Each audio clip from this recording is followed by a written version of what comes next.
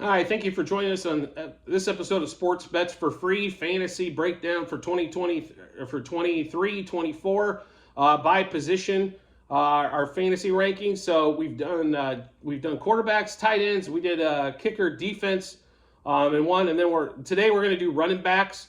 Running backs obviously probably one used to be the most important position on your fantasy team. Now it might be second, but running backs, since they split a lot of time, it's pretty important to make sure you get the right combo, what you're looking for.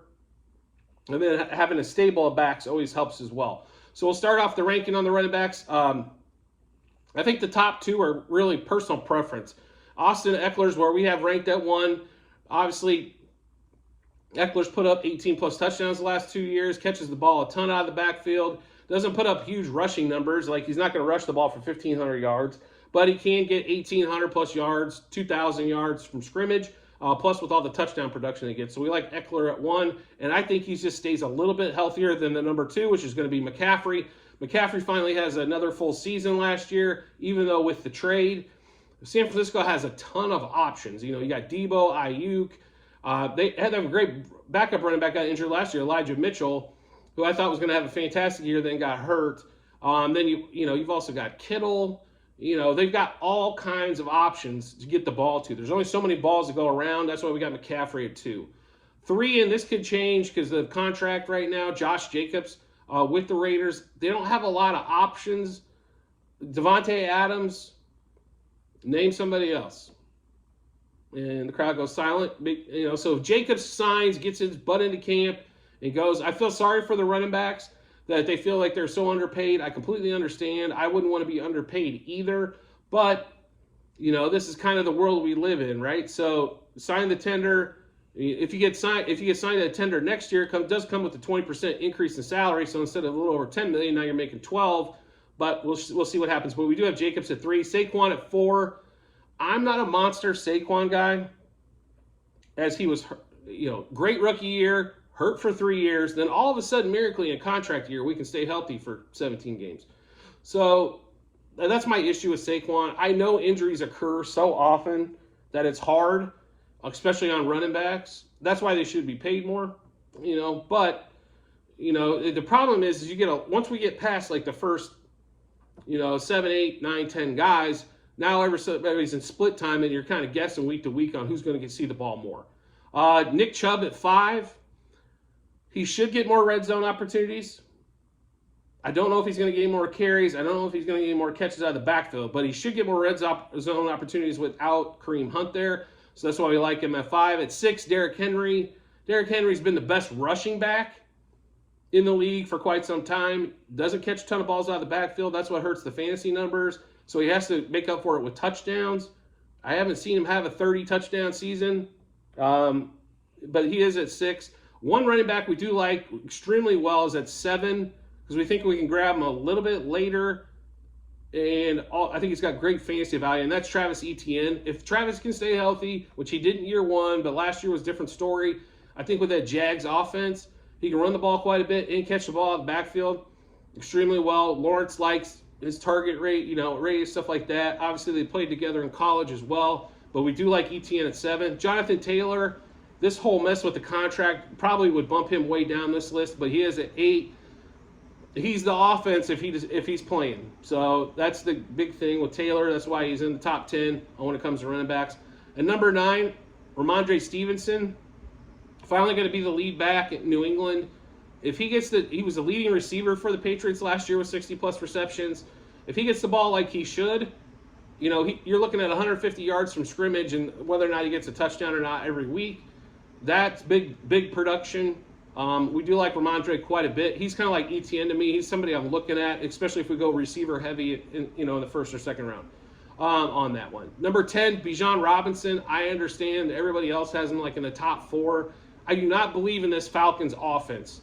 And I don't believe that he's going to tote the rock 25 times or get 25 touches a game. Not with Algiers in the backfield. So that's why we've got him at 10.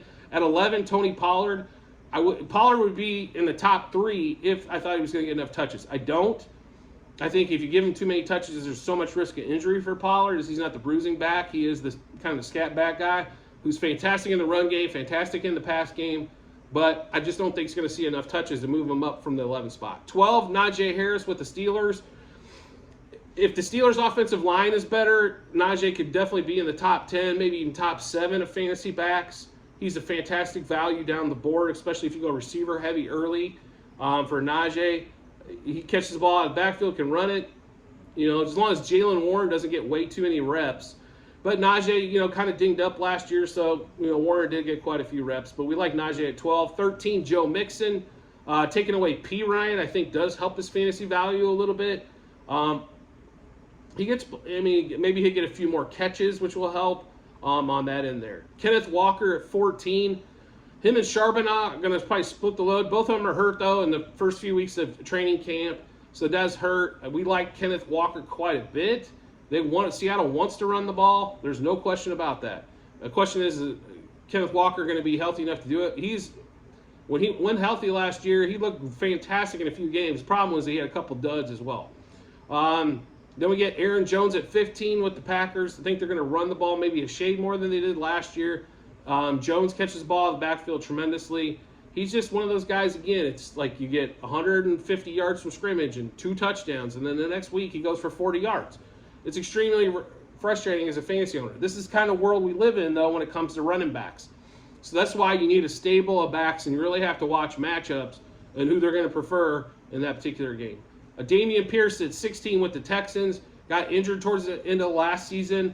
He was having a monster rookie campaign. We expect kind of the same out of him. Hopefully he can stay healthy for the whole season so we can see what kind of ridiculous numbers he can put up. But we do like Pierce at 16. Alexander Madison with the Vikings now being the number 1 back. Dalvin Cook out of town because he was just getting way too expensive. Madison does run the ball well. Back, questionable catching out of the backfield, but for a running back, great. Breece Hall at 18 would have definitely been higher. Injury concerns all over the place. I don't think you can come back at full strength week 1 after that ACL, 9 months later. But I could be proven wrong. Normally, it's the second year after the injury. So, next year, I expect him to be top 10, top 7 fantasy value. But this year, we've got him down at 18. 19, Javonte Williams is in the same boat. I think Javonte Williams, to me, is one of the most exciting runners when healthy. Coming off the ACL, he has cleared. He is practicing in training camp. Should be the number 1 back there. We like Javonte quite a bit, just to ease a little bit of concern. At 20, Jahmyr Gibbs. Gibbs is excitement written all over the field. The question is how many touches per game is he going to get? So is he going to get 8, 10? If he gets 10 touches, and let's say 4 to 6 catches, this could be one of the most outstanding backs in fantasy for Jahmyr Gibbs. So maybe a late round, mid-round steal, getting Jahmyr Gibbs at. 21, James Conner, because they have to do something in Arizona. They're not going to go scoreless every week. So we will put James Conner at 21. 22, Miles Sanders. I always thought Miles got kind of, he lost, with all the rotation in Philly, that kind of definitely hurt what he can do. He's got, coming out of Penn State right after Saquon did, he's got fantastic, I think, value. The question is, it's going to be like a lot of the rest of the guys. What's the matchup that week? If it's somebody that can run the ball, run defense is great. It's probably not the best matchup for you. If the run defense is average, it's probably a good time to, load up on Miles Sanders. David Montgomery at 23. With him and Jahmyr Gibbs, Montgomery's the solid bruiser back. He's had health issues in the past as well. You could see a lot of Jamal Williams that was there last year. Could be a lot of similar roles. Except I think he's quite a bit better back than Williams. He might not be the bruised and 1 yard back, but he does dig out a lot of 4 yard runs that probably should be a yard loss on there. So we do like Montgomery there. Rachaad White, because Tampa Bay is not going to get shut out of every game. He comes in at 24. Cam Akers at 25. That offensive line is the main reason, and he seems to be in McVay's doghouse every damn year. I don't know why. I don't know what he says to him. I don't know what he did to him in the past, if he dated one of his kids, whatever it is. 26, DeAndre Swift. I think Swift's going to have a better year than he has in the past because he's been injured so often. They do have the trio of backs again in Philly, with Rashad Penny, and then you've got, another back coming out that they'll play all the backs in Philadelphia. But we do like Swift. We think he catch the ball quite a bit out of the backfield. as well. James Cook at 27. If Buffalo stays true to what they said, James Cook will see more carries as they cut down Josh Allen, and he does catch the ball extremely well in the backfield. Dalvin Cook's brother here, but we do like him at 27. A.J. Dillon at 28. It's a question of how they're going to run the offense that particular weekend. I think with the Packers, if the backs are going to be more in pass, Aaron Jones is going to see a lot more action. If they're going to run the ball quite a bit more, A.J. Dillon's going to see a lot of action. He's a bruiser. He's a great back.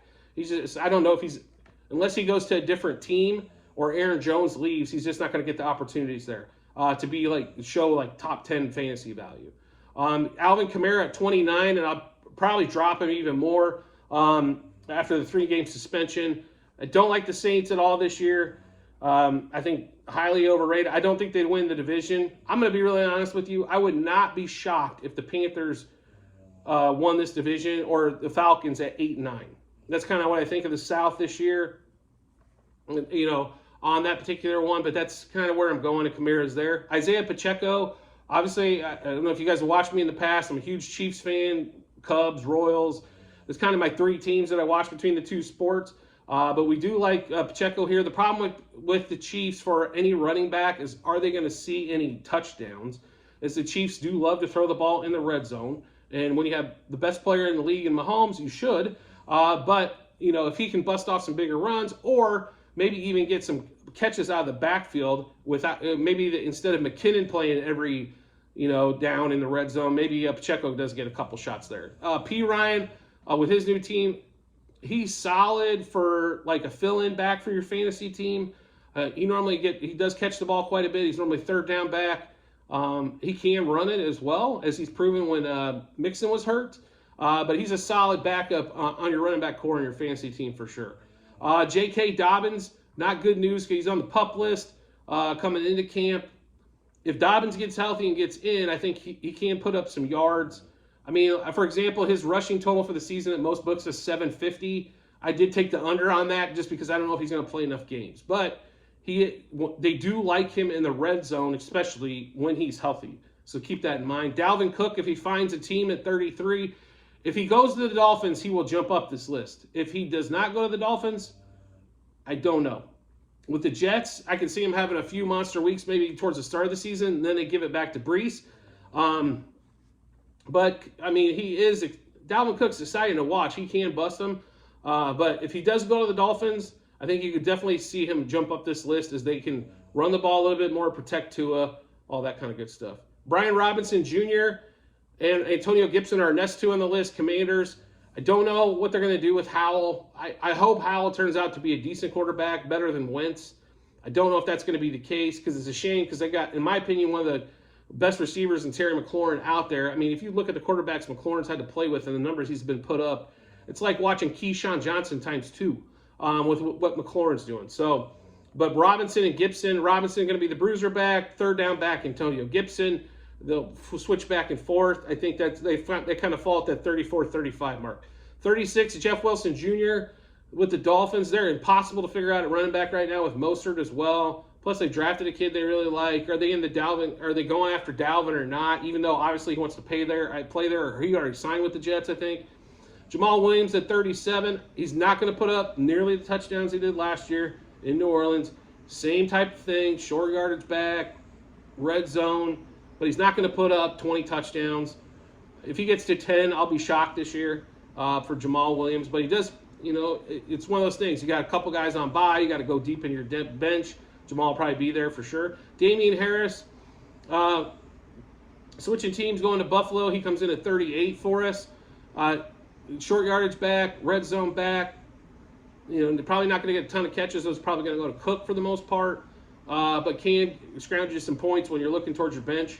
Rashad Penny going to Philly, going to split time 3 back ways. DeAndre Swift, Gainwell, the other back. Penny should have a decent season. Penny's never stayed healthy for a season, so he's one of those guys you're going to probably draft him, but you're probably going to cut him if he gets hurt. Zach Charbonnet, this is with Kenneth Walker again. If he gets healthy, he was a very exciting back at UCLA. They got 2 young backs there. Kenneth Walker in his 2nd season. I think the Walker's the lead back. Charbonnet will kind of give him a breather maybe every 3rd series. but Charbonnet can put up some points when he's in there. D'Onta Foreman with the Bears now. D'Onta Foreman, if it's against a weak run defense, play him and play him again, as he will pile up the yards. The problem, when he goes against a good rushing defense, sit him like immediately. But Foreman against a bad rushing defense normally puts up monster yards. He has with most of the teams he's been with, whether it was the Titans or the Panthers. But when they go against a good run defense, not necessarily the case. Elijah Mitchell at 42. Mitchell was having another good season for the 49ers, then gets hurt, and then they make the trade for McCaffrey. Mitchell comes back, gets hurt again. So the question is going to be health with him. If he's healthy for that week and McCaffrey's dinged up, he's a fantastic option to have. 43, McKinnon. McKinnon had a fantastic year last year with the Chiefs. A lot of red zone, a lot of catching the ball out of the backfield. He's a guy that can put in a pinch for you, can put up 10 to 16 points. So definitely somebody to look at fantasy-wise on that one. And they do like him in the red zone quite a bit because they like, his catching ability as well. Then we got 44, Devin Singletary, because we're getting short on backs, right? If you're in a 10-team league, we're already past the 4-back point, but he's kind of the best of the rest when it comes to Singletary. Algiers coming in at 45. We love Tyler Algiers. I still don't understand the Bijan Robinson draft at 8. I really don't. If the Falcons gave me the reins for a couple days, it'd be amazing, I think, what we could do. But Algiers, fantastic last year. Thought he was going to be the lead back until they drafted Bijan. But we shall see how that rotation is going to work. But that's why we have him down at 45. Mostert, 46. Same thing with Jeff Wilson Jr., who's going to run and catch the ball that week out of the backfield. Chuba Hubbard at 47 with the Panthers. They're going to need to run the ball to protect that young quarterback, Bryce Young. Jaylen Warren at 48. Good third down back, change of pace back for the Steelers. I wish they'd give Najee maybe a few more touches, and that would kind of decrease Jalen. But Jalen did a solid job while he was in there. Nothing flashy, but solid. 49, Devon Achane, because we're just down at that point on that one there. So that's kind of going to give you the rundown of the running backs. Once you get past this point, I will say it's kind of, it's definitely a crapshoot.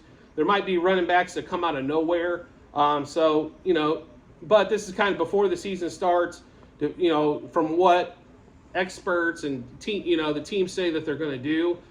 This should be your top backs fantasy-wise. And then it also going to boil down to who you like personally as well, right? So, I'm not a big Falcons guy, so, I'm not going to take Bijan that early, right? So I think McCaffrey gets hurt quite a bit. Or I'm not a monster Saquon guy because the only time he showed up was his rookie season to show off all of his talents. And then he's hurt again until contract year. So I kind of, those guys I tend to stay away from as much. I'd rather have a more consistent guy, a guy that plays 14 games. I kind of look at it like 14 games now, so missing 3 games for running backs is probably where, it's going to lie these days. But so it's all going to depend on personal preference. I wouldn't draft Ezekiel Elliott for years. Just because I didn't, not a big fan of Zeke, and Zeke was very inconsistent. It was the 1 week, I call it the Julio Jones effect, right? It's 35 fantasy points 1 week and 6 the next. You can't, for long-term success in a fantasy league, it's hard to deal with that, and then are you really going to set Zeke when he's ranked number 1, 2, or 3 in the league for a guy down the road? But it's kind of those decisions you had to make with Zeke, which makes it tough. The consistent guys are, tendency to who wins the championship, who's going to make it. I mean, it's nice to have those guys go off for 35, 50 points, but normally that'll win you a week. It's not going to win you a league. So we've went through every position now except for wide receiver. We've done the quarterbacks, tight ends, running backs, and we did a kicker, special teams as well. Next one up for us is going to be wide receiver, so make sure you check that out. You can easily do that by subscribing to the YouTube channel, as that'll alert you every time that we do put out a new fantasy video. Or if you're into sports betting as well, we're heavily into baseball right now, obviously with baseball going on, but football and basketball right around the corner, so you can check all of that out. I greatly do appreciate it and look forward to seeing you on the next episode.